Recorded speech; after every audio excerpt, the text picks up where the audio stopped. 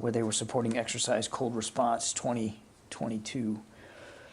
Captain Matthew J. Tomkevich of Fort Wayne, Indiana, Captain Ross Reynolds of Leominster, Massachusetts, Gunnery Sergeant James W. Speedy of Cambridge, Ohio, and Corporal Jacob M. Moore of Catlettsburg, Kentucky, were all assigned to Marine Medium Tilt Rotor Squadron 261. Numerous NATO allies and partner nations have offered an outpouring of operational support during and following this terrible crash. We are grateful for their efforts and professional commitment to these long and enduring relationships. The Marine Corps did assist the Norwegian-led recovery effort. The deceased will be reunited with their families through a dignified transfer in coming days. And of course, the cause of the crash is currently under investigation. The Secretary had a chance to speak directly with the Commandant of the Marine Corps, General Berger, this morning to express not only his personal condolences, but the condolences of everybody here at the department, and to pledge whatever support the Marine Corps and these Gold Star families, as well as their fellow Marines, might need going forward as they deal with this incredible loss. So again, our thoughts and prayers go out to all of those affected by this, but most particularly the family members of these four air crew. On travel, I can announce that the Secretary will be returning to NATO headquarters in Brussels this week to join President Biden at his meetings with NATO allies, G7 leaders, and European Union leaders as they discuss international efforts to continue to support Ukraine and impose severe and unprecedented costs on Russia for its unprovoked and illegal invasion. Additionally, the Secretary will be accompanying the President to Poland, where the President, of course, as you know, is scheduled to also meet with his counterpart and other senior Polish leaders. Finally, the Deputy Secretary of Defense, Dr. Hicks, met today with the German State Secretary for the Federal Ministry of Defense, her counterpart, Mr. Benedikt Zimmer. They reaffirmed the U.S.-German bilateral relationship. The Deputy Secretary thanked Secretary Zimmer for Germany's decision to provide defensive lethal and non-lethal aid to support the Ukrainian armed forces. She also thanked Secretary Zimmer for Germany's leadership in NATO as the framework nation for the battle group in Lithuania and for troop contributions to support the defense of NATO's eastern flank. She congratulated Secretary Zimmer on Germany's decision to increase their defense spending to 2% GDP, meeting NATO obligations, while also making significant investments into improving military readiness and capabilities. And that includes Germany's decision to procure 35 F-35 next-generation fighter aircraft. She noted that Germany's investments will be significant towards increasing capabilities within the NATO alliance. Mr. Zimmer and Dr. Hicks again expressed their commitment to continued collaboration on a range of issues, obviously to include NATO interoperability, procurement challenges, and the shared security concerns across Europe. And with that, we'll take questions. Lita. John, two things. The President talked today about cyber threats from Russia. Can you talk about anything the Department is seeing in terms of any increased cyber activity by Russia?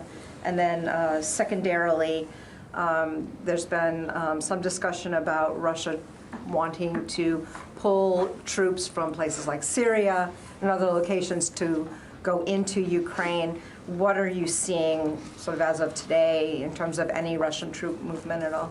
I don't have any specific cyber threats to speak to with respect to the department's infrastructure as a result of the President's statement today. As you know, Lita, our systems get attacked every day. And so building cyber resilience and cyber defenses is something that's an ongoing process here. We're committed to it every single day. We remain so today, but there's nothing specific to report. I'm sorry, you had another one. Oh, foreign fighters. We have not seen an influx into Ukraine of foreign fighters hired or recruited by Russia, but we continue to see an interest by Russia in doing just that, particularly out of the Middle East. And I mean they've as much as announced it in Syria, but we haven't seen any influx. So you haven't seen any movement, and are you including also Wagner Group? Well, the Wagner Group is a private military contractor for Russia. We know that that they have interest in increasing their footprint in Ukraine, but we don't necessarily count that as part of the foreign fighter effort. I mean, they do hire people from foreign countries, but they are certainly interested in plussing up their presence in Ukraine as well. We know they're there, and we know that they want to increase their presence there in Ukraine. But I thought I was referring to the question about separate foreign fighters. And again, we know the Russians want to do that, particularly out of the Middle East, but we haven't actually seen any flow to this at this point. Yes, Sylvie. Thank you. The secretary last week was visiting Slovakia to try to see if they could give some S-300 to Ukraine.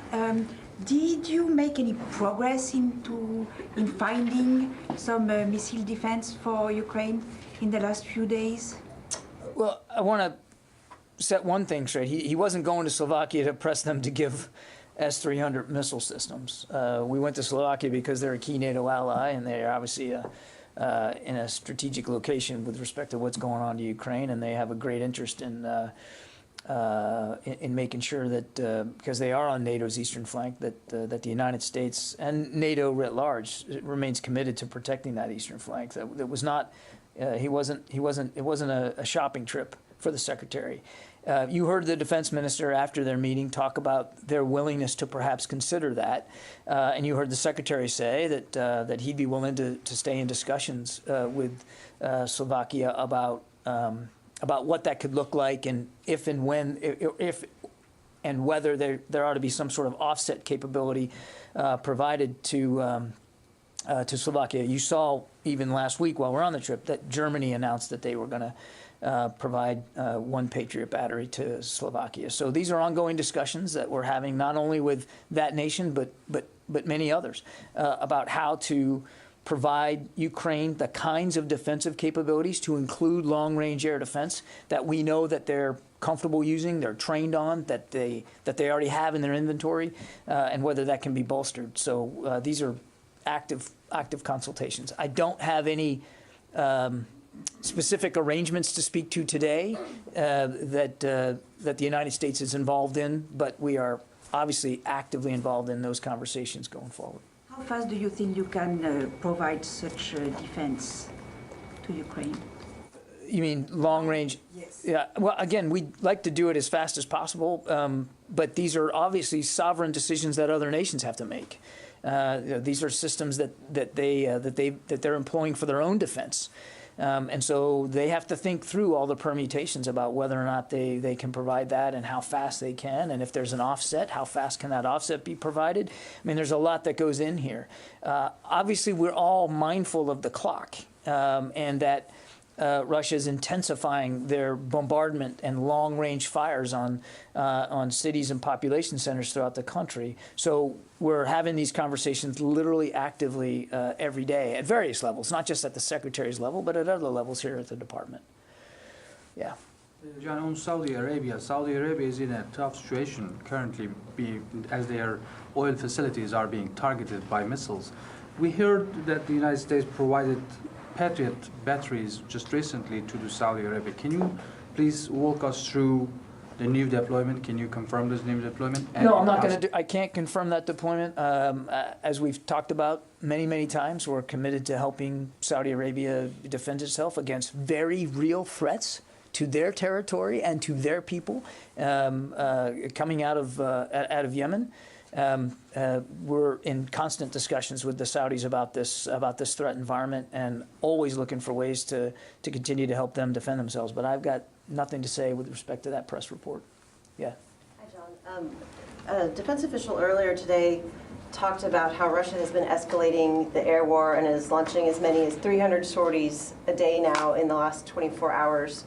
Is this a new phase in their invasion of Ukraine? And Do you think that, or I guess my question would be why? Do you think that there are additional sorties being launched? Is it because their convoys are still basically stuck miles outside of the city? What else are you seeing in the air to show that maybe this might be a new phrase? Yeah, I can't speak to the Russian air plan here, and I'm reluctant to get into a discussion about phasing here on their part. But let me just back up and tell you what we think we're seeing here. We're on day 26. The Russians have clearly not achieved many or almost all of the objectives that that we believe they were setting out to achieve. Clearly, and we said this from the beginning, Tara, that they wanted to get after population centers so that they could take control of key ports, key cities, key government institutions, and supplant the government of Ukraine with one more friendly to Russia, and then basically, over time, erase the sovereignty of Ukraine. When you look at what they've managed to do in 26 days, it's not that impressive. We believe that they're in control of Kherson, but even in Kherson, over the course of the last 48 hours or so, the Ukrainians launched a counterattack to go after them in Kherson. And we know they moved up that coast towards Mariupol, so we assess that they're in control of a town called Berdansk, but Mariupol hasn't fallen, and the Ukrainians are fighting, as you all have seen very, very easily for yourselves, how bravely they're fighting to defend that city, that very key port city. So I think what we're seeing here is the Russians have been flummoxed, they've been frustrated, they have failed to achieve a lot of their objectives on the ground. And because they are essentially still stalled outside Kyiv, outside Kharkiv, outside Cherniv, and so many other places, that they are stepping up their, what we in the Pentagon here call long-range fires, bombardment from afar, whether that's cruise missiles, ballistic missiles, artillery fire. They're lobbing an awful lot of hardware into these cities to try to force their surrender. And it's increased over the last few days. Again, I'm not telling you anything that you guys haven't seen for yourselves, and so many brave reporters on the ground there. And that's resulting in more civilian casualties, more damage to residential areas, hospitals, schools, and innocent victims at greater rates and at greater numbers. And in many ways, it's largely indiscriminate. And so what we're seeing, again, we think is the Russians reacting to this lack of progress by stepping up these attacks to try to forcing this violence on the Ukrainian people to force the surrenders of cities and towns that they have not been able to make any progress on the ground.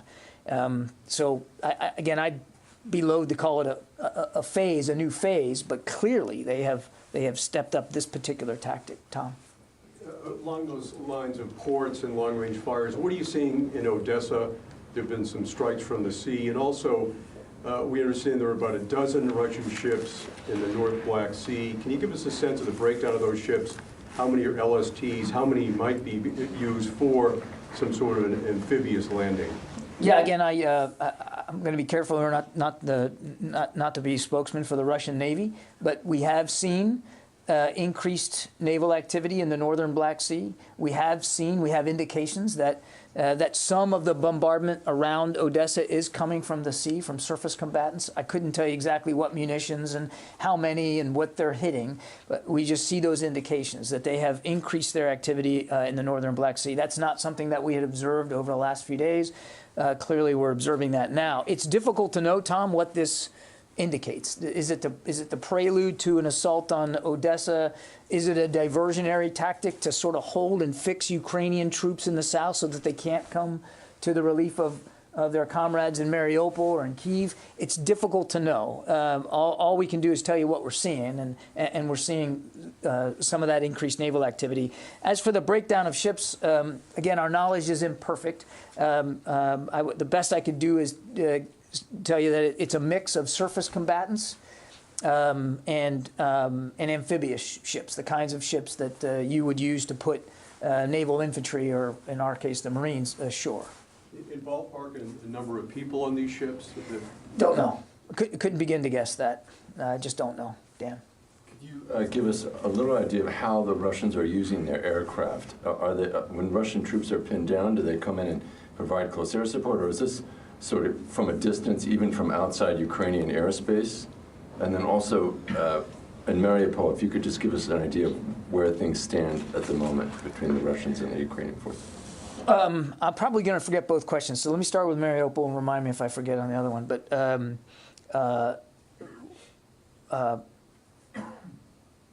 the Ukrainians are very much defending Mariupol. The Russians have tried to encircle Mariupol, surrounding it both from the north and from the south or up the coast. The bombardment of Mariupol, and again, I'm not telling you anything you guys haven't seen through your own sourcing, has intensified over recent days. That they clearly want to take Mariupol.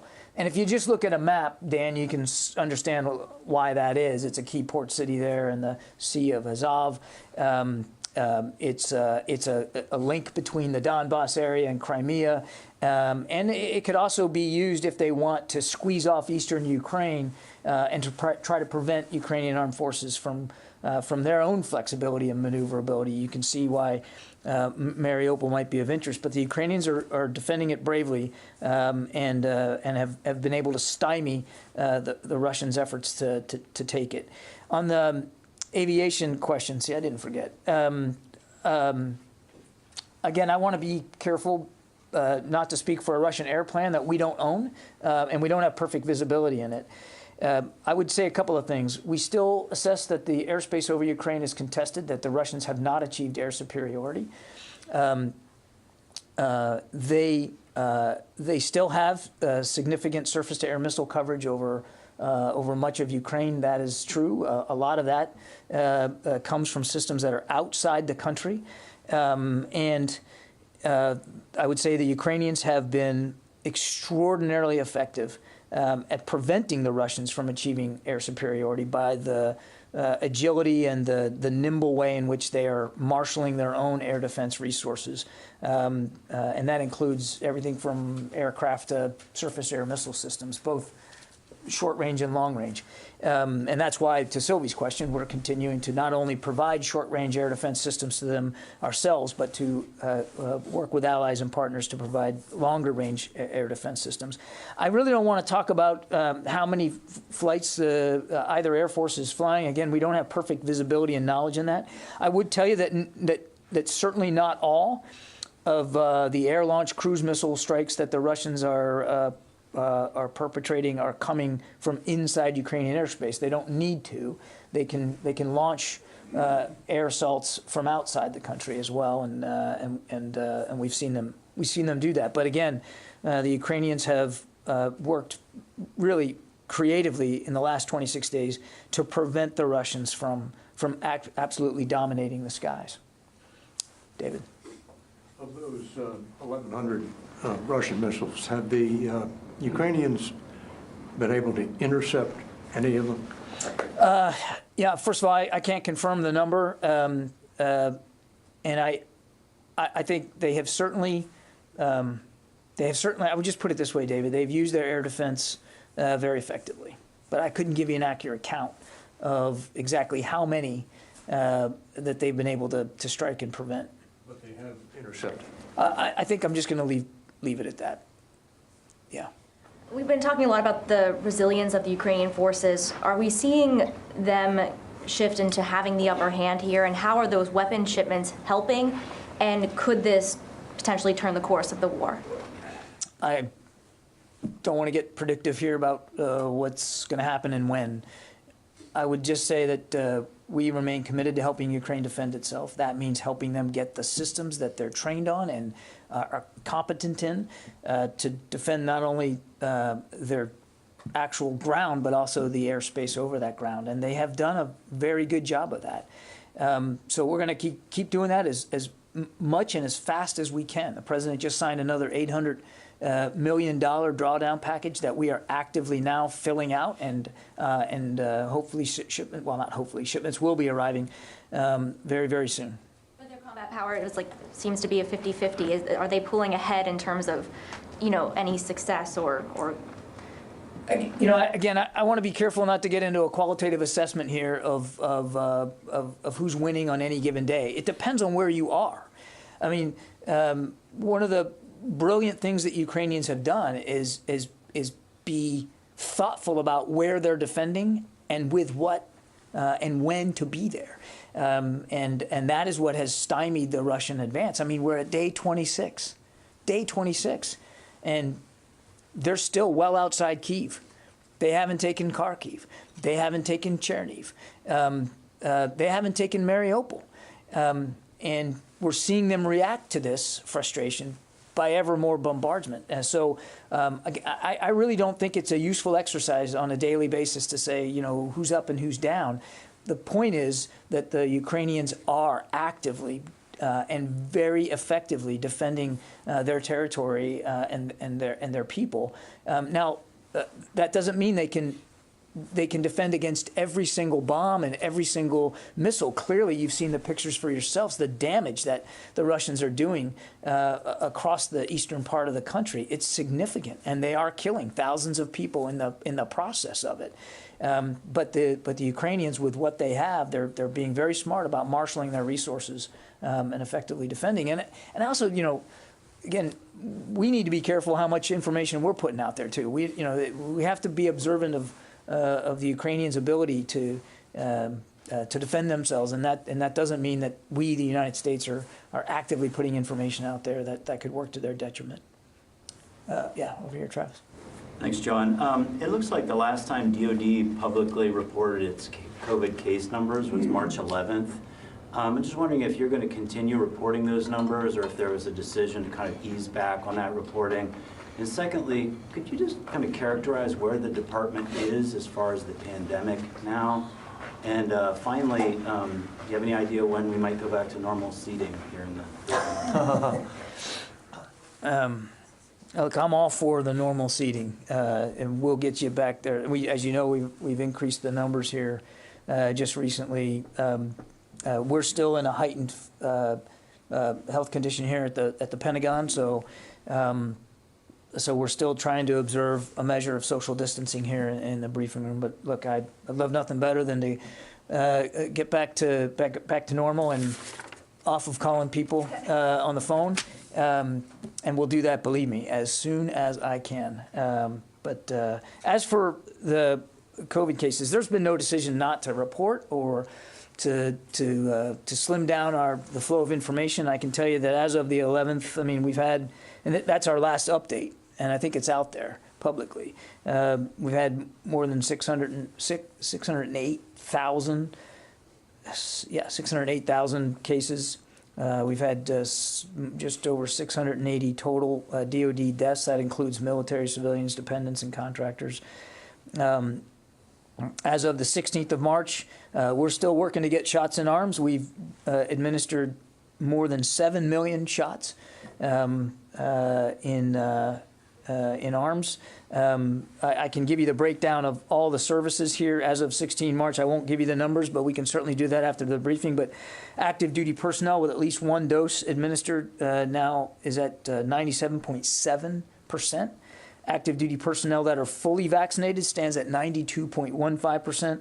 And the total force, this is reserves and guard as well, at least one dose stands at 93.8%, and the total force fully vaccinated is at 77.7%.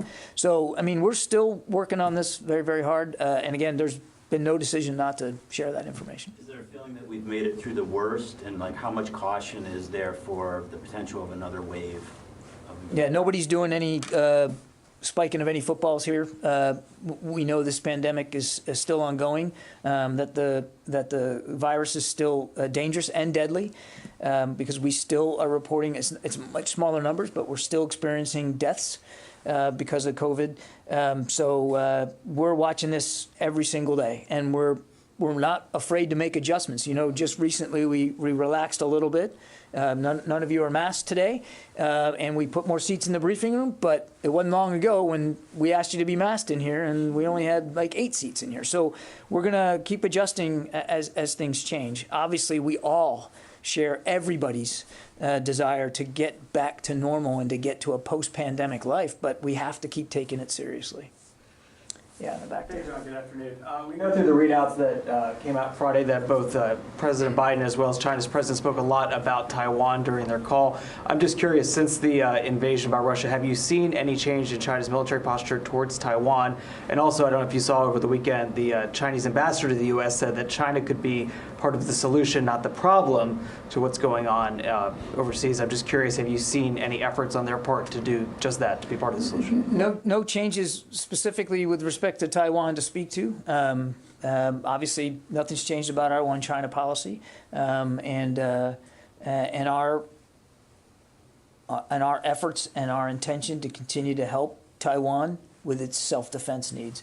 Yeah, I took note of the ambassador's comments over the weekend as well. Certainly, should they have a sincere desire to help bring an end to this war, they would find the United States to welcome that. We just haven't seen that yet. The Chinese military spokesperson called the decision of the Ralph Johnson to go through the strait as provocative. Any response to them, sir? International waters.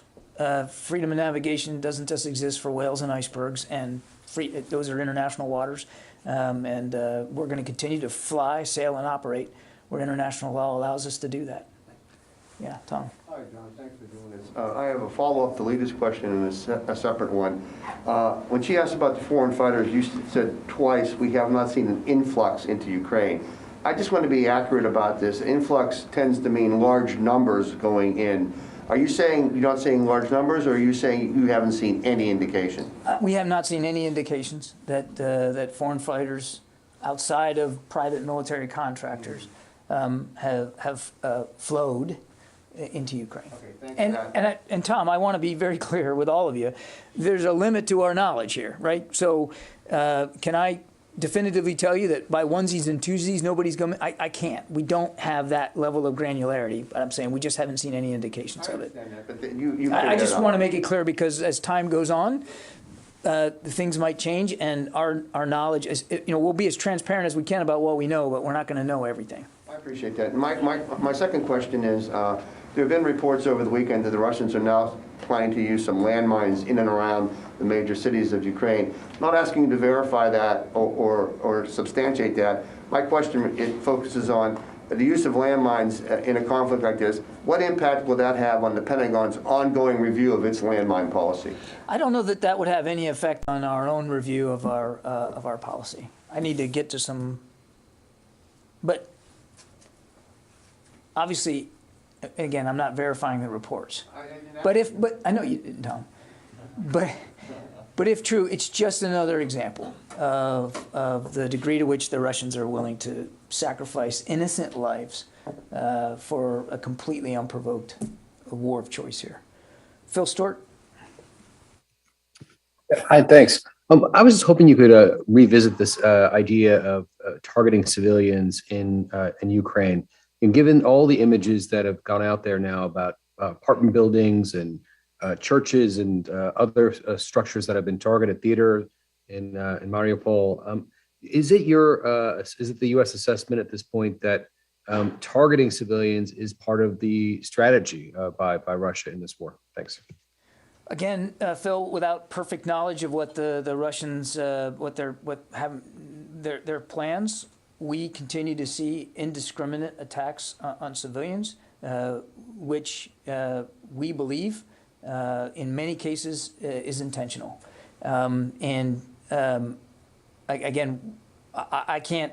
There's no justification for it, so I'm not even going to try to do that. But clearly, they are causing increased numbers of civilian casualties. Tony Capaccio. Hi, John. I had a couple quick questions. One, can you clarify a little bit what you're doing right now to fulfill the president's $800 million order, basically? Are you looking at Army and Marine Corps inventories for Stingers, Javelins, and these Switchblades and body armor, or are you going out and buying it? Please clarify that a little bit. And then I had a follow-on. Yeah, Tony, we're working very hard right now in both the policy lanes as well as the operational lanes to fill out that $800 million package that the president just signed a few days ago. We started working on it immediately. We're doing that now. I can't speak to any specific deliveries. As you well know, likely deliveries of this material will happen over a period of time, and we'll try to expedite that as fast as possible. I mean, if you think about that $350 million, we think we'll be able to close out on that by the end of this week. That's just a couple of weeks of work to get. That's unprecedented pace, and we're going to try to do it just as quickly going forward with this $800 million. So it'll be a series of installments and shipments over time. Obviously, we're going to prioritize the kinds of things that we know the Ukrainians need the most in the fight they're in.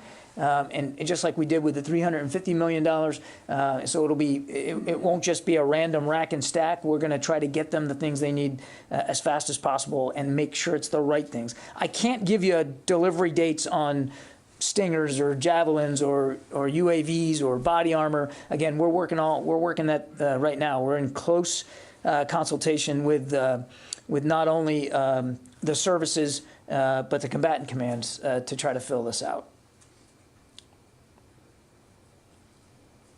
Carla Babb. Take out the air defenses. Hey, did you hear Tony's question? I think I missed it. Tony, do you have a follow-up? Yeah, on the Russian failure to suppress Ukrainian air defenses, those weapons are largely old Soviet weaponry. Is the Pentagon fairly astonished that the Russian Air Force has had such problems taking out basically some of their older equipment from the evil empire, so to speak? Yeah, Tony, I mean, I would tell you, we think that one reason that the Russians have been frustrated and in terms of the progress that they haven't made, obviously a big reason is the Ukrainian resistance. But also we've not seen them properly plan and execute for logistics and sustainment. They're still having fuel problems. They're still having trouble feeding some of their troops. They're having trouble with command and control on the ground. So they've made missteps of their own. And that would also include what we in the Pentagon call jointness. We don't see a level of integration between their air forces and their ground forces with any level of efficiency. And I would say the same for maritime, although we haven't seen a lot of maritime activity, and we were talking about some increased maritime activity today.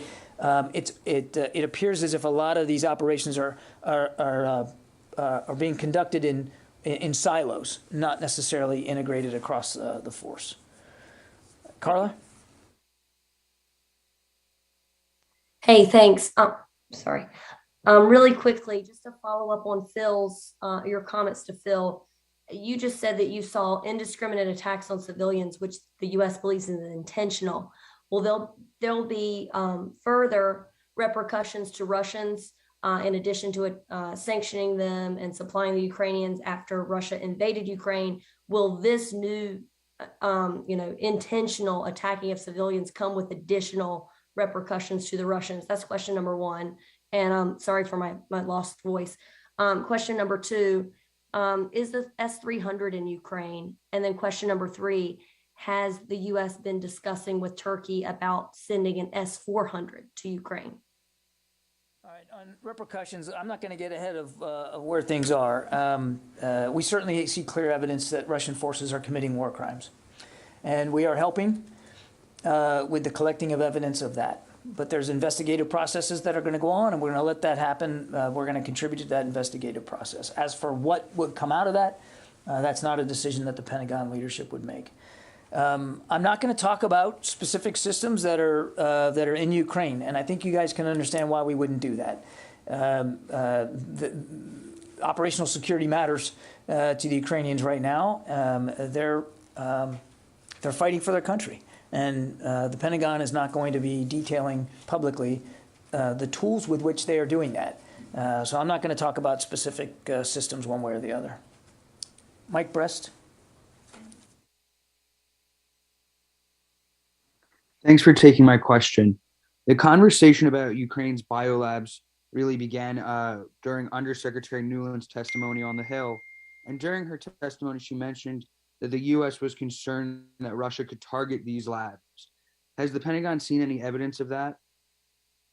I don't have any indications to speak to today that there's been specific targeting of the biolabs that were in Ukraine. No. Let's see, Heather from USNI. Hi, thanks so much. Two questions. First, going back to COVID-19, I know that you mentioned the numbers of people who are vaccinated, but any concerns about the lawsuits that are currently making their ways to the different courts, becoming class actions and preventing about 4,000 military personnel from getting vaccinated? And then on the maritime efforts, are you seeing anything of the other Russian fleets outside of the Black Sea Fleet or attempting to go through the straits to the Black Sea? I have no additional Russian naval activity to speak to. Again, I'm not going to become a spokesman for the Russian Navy. I'm telling you what as much as I can about what we're seeing. And as for lawsuits, I would just, first of all, because there's active litigation, I'm not going to comment in a way that would affect that litigation. I would only simply say that the Secretary, that the health and well-being of the entire force is his paramount concern. To Travis's question, this is still an active pandemic. People are still dying. People in our family, in the DoD family, are still dying from this. So we believe that the vaccine literally saves lives. It is still a mandatory vaccine here in the department. It's a lawful order to administer that vaccine, and we're going to continue to administer that vaccine to our troops and our civilians because we believe that it makes individuals more healthy, which makes units more ready, and nothing has changed about that. I get time for just a couple more, Abraham. Yeah, thanks, John. A couple clarifications, and I've got a question. I don't think I need to clarify anything. Is DoD ready to confirm if Russia fired hypersonic weapons into Ukraine? That's one. Do you want me to answer that and then go to the second one? Look, we've seen the Russian claim that they used a hypersonic missile. We're not in a position to refute that claim, but we're also not able to independently verify it. Okay, I wanted to follow up on Carla's question. Is you talked about you're not going to say what systems are in Ukraine, but is DoD talking to Turkey about transferring S-400? That's one follow-up. And then I would like to have a little more clarity on how the United States how DoD is helping to get Ukraine the air defense systems it needs if we don't in fact have those air defense systems, and if this $800 million is used at all for that purpose. The drawdown package that the president signed is for the United States to procure the kinds of defensive assistance that we've been procuring, again, in lockstep with the Ukrainians and talking to them about what they need. And we put out a fact sheet the same day the president announced it. So you've seen the list, the inventory list. Now it's just a matter of sourcing that, getting them, and getting them over there. So I'm not going to go beyond what the president already announced he's going to be providing. Look, on the S-300s, the S-400 rumor that I saw in the press, I would just tell you our focus is on working with allies and partners to help get into Ukrainian hands additional systems that they know how to use, that they operate, that they're trained on, and that they can put to ready use. And I think I'd just leave it at that. Yeah, Mike. Yeah, in the months since the invasion, have y'all noticed or observed any examples of force-on-force engagements between Russian units and Ukrainian units, or has it been mainly, one side fires artillery at schools and the other side ambushes the lone Russian tank wandering in circles somewhere? I mean, if you're asking me, are Ukrainian armed forces in contact with Russian forces, yes, they are. As sort of organized. Ukrainian armed forces are in contact with Russian forces and have been. There's no question about that. I can't give you specific units in specific locations. I just don't have that level of detail. But what's noteworthy too, Mike, is that average Ukrainian citizens are coming to the defense of their cities and their homes and their villages. It was quite touching. I spoke to one of your colleagues a week or so ago who was in Poland near a border crossing and seeing buses and trucks and cars and literally thousands of Ukrainians fleeing the country, families in tow. And this colleague of yours didn't see a single man who wasn't turning right back around and going into the fight. And there were many women doing the same thing. Once they made sure that their children were safe, turning right back around to take up arms. The sheer bravery of it is inspiring. So there is contact between the armed forces, clearly. But there's a lot of just average Ukrainian citizens of all stripes that are fighting bravely for their country.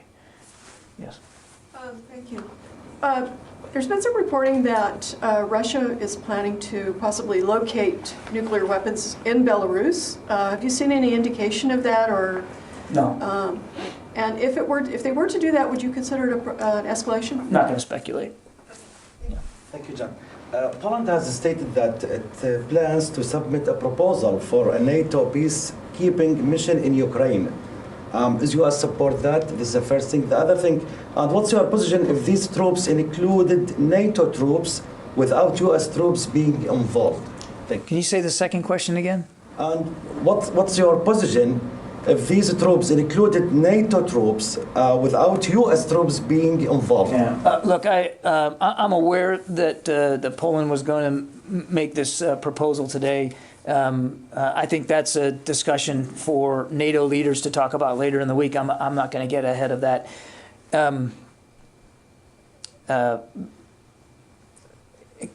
It kind of goes without saying, but I'll say it anyway. I mean, there shouldn't be a need for a peacekeeping force because there shouldn't have been a war of choice by Mr. Putin. And he can end it today by negotiating in good faith and getting his troops out of Ukraine and stopping the killing and the death and destruction that he and his forces are responsible for. But again, I'm not going to get ahead of international discussions here in this particular proposal. Okay, thanks everybody. We will see you tomorrow.